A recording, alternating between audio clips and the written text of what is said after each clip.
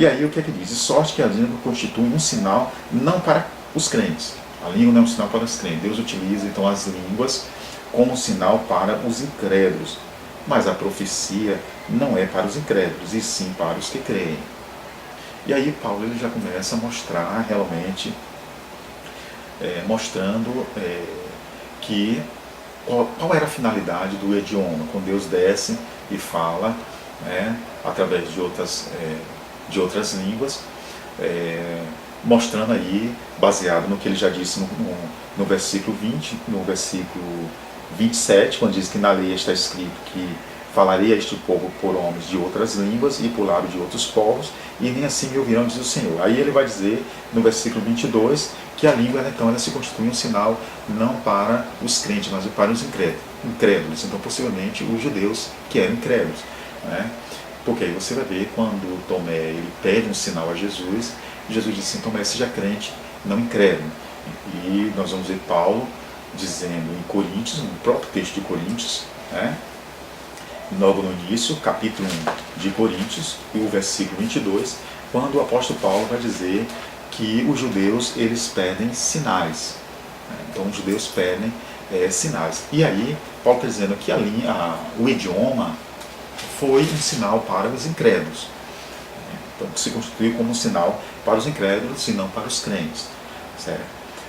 E aí, analisando, e aí nós aprofundamos, ele vai dizer, versículo 23, se, pois, toda a igreja se reunir no mesmo lugar e todos se puserem a falar em outras línguas, no caso de entrarem indoutos ou incrédulos, não dirão porventura que estáis loucos? Veja que Paulo vai colocar isso de uma forma negativa. Ele não está colocando de forma positiva. Isso não é positivo para a igreja, isso é negativo. Porventura, se entrar um indouto ou entrar um incrédulo e eles verem vocês falando em línguas, eles não vão dizer que vocês estão loucos.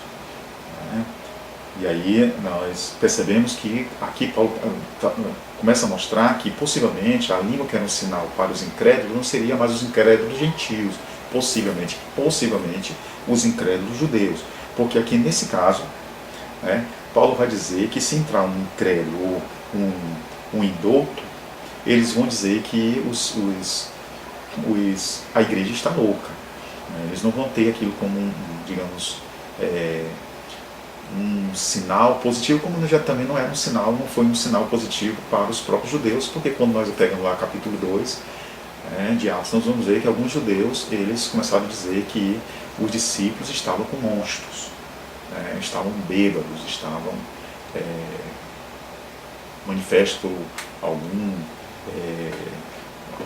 comportamento deles, quer dizer, na verdade a fala dos judeus, alguns judeus, em relação aos discípulos, quando o Espírito Santo desceu, foi de forma irônica, eles zombaram dos discípulos. Então veja que toda essa questão envolvendo lá. E aí ele vai dizer, porém, se todos profetizarem, entrar algum incrédulo indouto, é por ele todos convencido e por todos julgado. Então Paulo vai dizer que se eles ficarem se utilizando da língua, do dom de língua, da forma como eles estavam utilizando, o indouto ou incrédulo, ao chegar na igreja, ele não vai não vai haver uma ação positiva na vida desses do indouto ou dos indoutos ou dos incrédulos, mas vai haver uma reação negativa. Agora, se alguém estiver profetizando, aí Paulo diz assim, aí sim, se alguém estiver profetizando e entrando algum incrédulo ou algum indouto, então eles vão dizer, serão convencidos e por todos eles serão julgados. Então Paulo está dizendo que a profecia sim vai produzir um efeito positivo. Aí ele vai dizer, tornar-se manifestos os segredos do coração e assim prostrando-se com a face em terra adorarão a Deus. Aí ele vai dizer, o que profetiza que vai provocar essa reação positiva na vida dos incrédulos ou dos indoutos.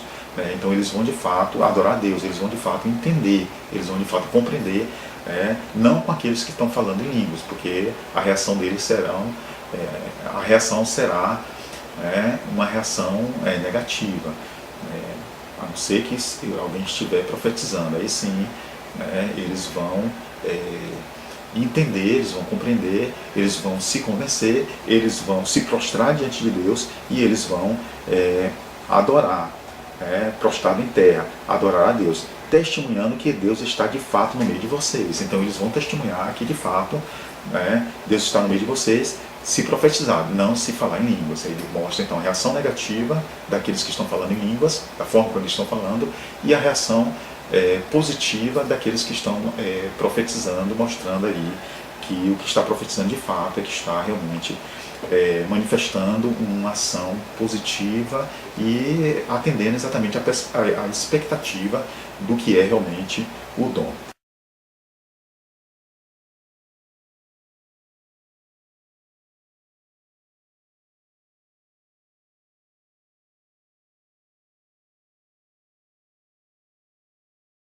Aí Paulo ele começa a colocar em ordem, trazer algumas questões em ordem. O que fazer, pois, irmãos, quando vos reunir?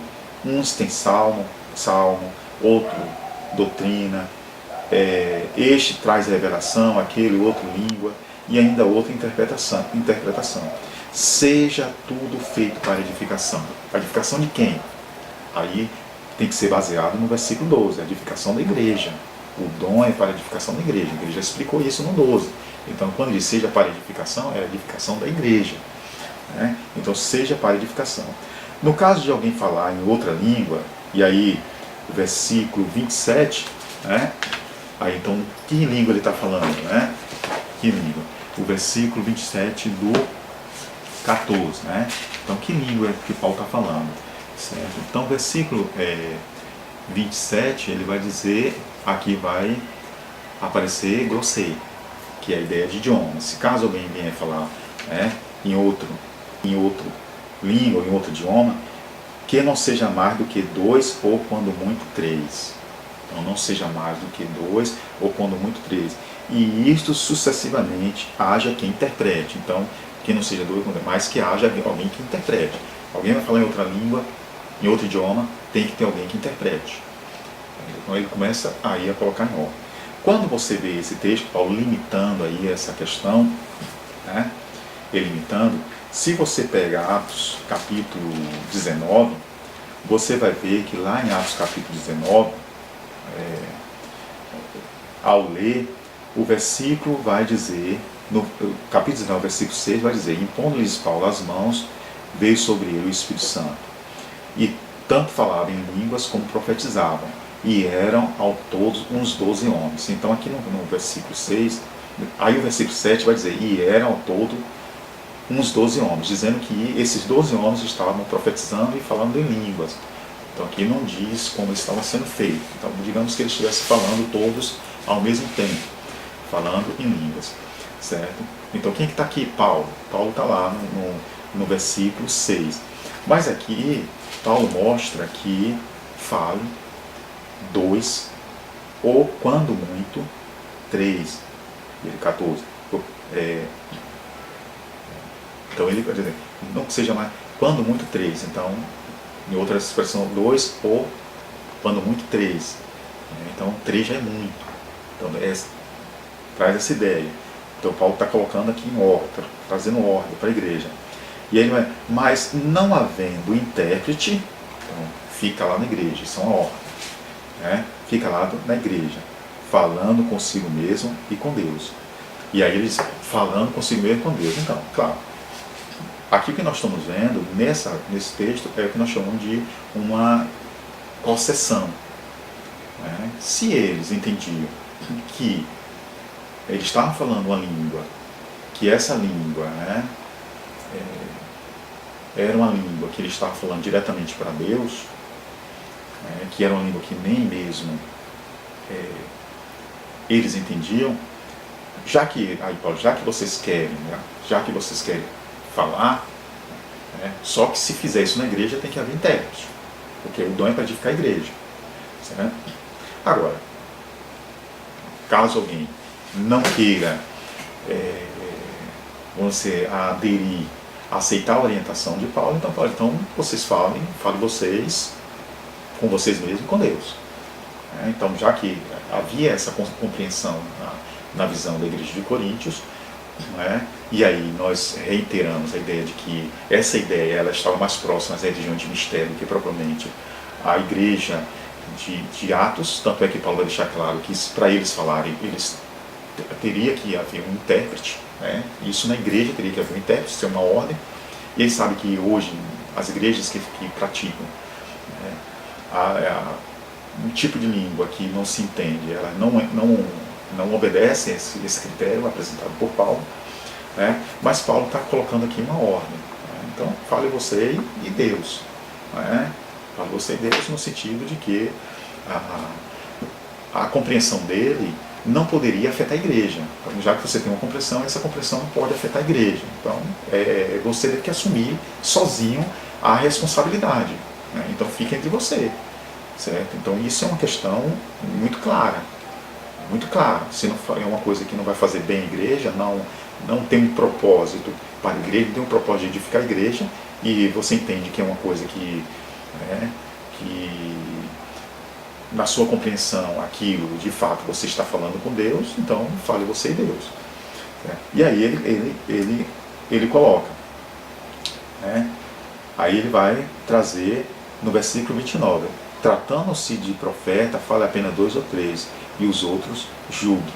Se, porém, vier revelação, outrem que esteja assentado, cale-se primeiro. Essa questão de revelação nós vamos falar em um outro estudo. Eu vou entrar nessa questão de revelação. E aí ele vai dizer, 31, porque todos podereis profetizar um após outro, para todos aprenderem e serem consolados. Então a profecia ela precisa ser de forma que tenha um ensino, seja algo que você vai trazer uma aprendizagem e que vai trazer um consolo. Nós já vimos o que significa a profecia no estudo anterior. E aí dizer, os espíritos dos profetas estão sujeitos aos próprios profetas. Então os espíritos dos profetas estão sujeitos aos profetas. Quando tem esse negócio que alguém, mas eu não posso controlar o Espírito Santo. Aí Paulo está dizendo, peraí, os espíritos dos profetas estão... os profetas têm controle sobre o Espírito. Não existe essa ideia de perda de controle, que o Espírito Santo vem e a pessoa perde o controle. Então essa é outra questão que Paulo está corrigindo. E aí ele vai dizer, porque Deus não é Deus de confusão, sim de paz. Olha, Deus não é Deus de confusão. Então, quando Paulo está colocando isso, Paulo está deixando claro que a forma como eles estavam compreendendo essas questões dos dons era uma confusão. E aí Paulo está dizendo, vamos organizar esse negócio aqui, colocar as coisas em ordem, esse negócio de perda de controle, de que o Espírito veio e a pessoa perdeu o controle, e isso havia nas religiões de mistério. Aí Paulo vai dizer, olha, o Espírito, os profetas de Deus, eles tinham controle sobre o Espírito, não é conforme as religiões de mistério. E aí, concebe-se as mulheres caladas nas igrejas, porque não lhes é permitido falar, mas estejam submissas, como também a lei o determina. Que era indecente era a forma as mulheres falando em línguas. Isso estava ocorrendo na igreja. E aqui ele coloca no caso, se porém quer aprender alguma coisa, interrompe em casa seus próprios maridos, porque para a mulher é vergonhoso falar na igreja. Então, se for falar ou se for interrogar alguma coisa, faça isso em casa. Porque esse problema havia entre as mulheres, que não seria nesse outro caso aqui. Então simplesmente Paulo ele vai, vamos dizer assim, acrescentar outras situações no contexto de Coríntios, envolvendo as mulheres na igreja, a forma como elas estavam se comportando na igreja. E aí Paulo coloca também tanto em relação à questão de línguas, como em questão outras problemas que envolvia momentos que as mulheres estavam se utilizando no culto, na fala, de maneira que isso causava uma certa desordem. Então Paulo está tentando colocar ordem. Aí ele diz, porventura a palavra de Deus se originou no meio de vós, ou veio exclusivamente para vós outros. Se alguém se considera profeta ou espiritual, reconheça o mandamento do Senhor que vos escreva. Alguém pode dizer assim, isso aí é Paulo que está dizendo. Paulo está dizendo,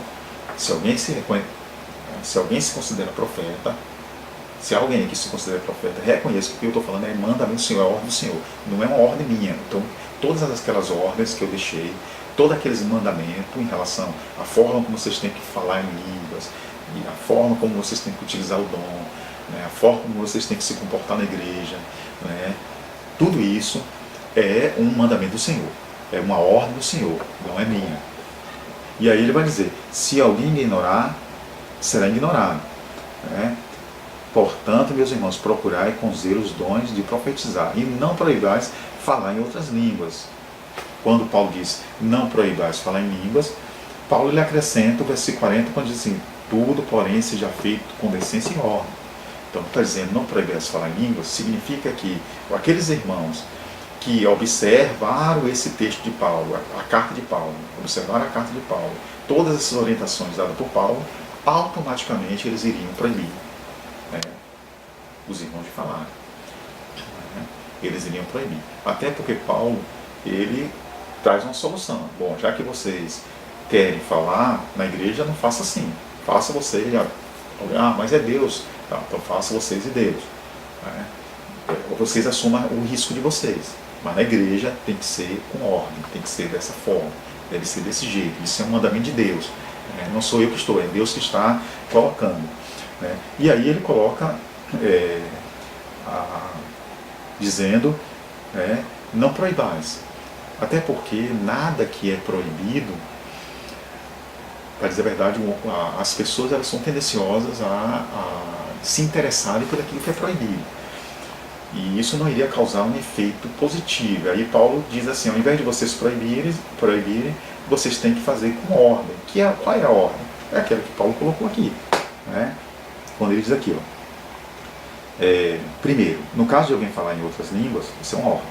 Primeiro, versículo 27, no caso de alguém falar em outras línguas, que não seja mais do que 2 ou, quando muito, 3. Isso é uma ordem. A ordem que Paulo está dizendo aqui no verso 40, que eles têm que fazer, eles têm que submeter essa ordem. Tem que submeter essa ordem. E aí, os líderes, eles precisavam orientar. Eles deveriam orientar, não era proibir, eles deveriam orientar. Né? Então, qual era a ordem? A ordem era essa. No caso de alguém falar em outras línguas, fale que não seja mais do que 2 ou quando muito 3. Então, e isto sucessivamente, e haja quem interprete. Então, vocês têm que falar aquilo ali. Quando o segundo, o outro fala o segundo, porque ele vai dizer sucessivamente, e depois o terceiro. Mas que haja cada um intérprete. Se um fala, tem que haver intérprete. Então, mostrando que aí ele não está falando de uma língua estranha, mas falando de idiomas. Porque aqui a gente viu no grego, que a mesma expressão etimológica é da ideia de idioma. Ele vai falar em idioma. Mesmo que aquele idioma fosse um idioma que você não compreendesse, de alguém que você ouviu, você falou. Possivelmente estava acontecendo na igreja de Coríntios, que possivelmente alguém estava falando um idioma, até porque Coríntios era uma cidade que entrava muitos estrangeiros, porque era marítimo, o comércio era muito forte em Coríntios, então havia muitos estrangeiros. Então ele vai deixar claro, colocar essa ordem aí, que haja intérprete. Não havendo intérprete, versículo 28, qual é a outra ordem? A outra ordem, não havendo intérprete, fica calado na igreja. Isso é uma ordem. E isso tem que ser respeitado. Fica calado na igreja. E aí ele vai dizer, bom, aí você fala com você mesmo e com Deus. É isso que você entende, dessa forma que você compreende, então a responsabilidade é sua. Mas na igreja tem que ser dessa maneira. O dom jamais pode causar prejuízo à igreja. O dom é para edificar a igreja. E quando eu uso um dom dizendo que é para me edificar e eu uso na igreja, com o objetivo de me edificar, eu estou trazendo prejuízo. Eu estou exatamente desviando do propósito. E aí, na igreja, se não há intérprete, se não for algo para edificar a igreja, eu tenho que ficar na minha, calado. Falo comigo mesmo e com Deus. Se for essa a minha compreensão, é eu que tenho que assumir a responsabilidade, não a igreja. Eu é que tenho que sofrer as consequências, e não a igreja.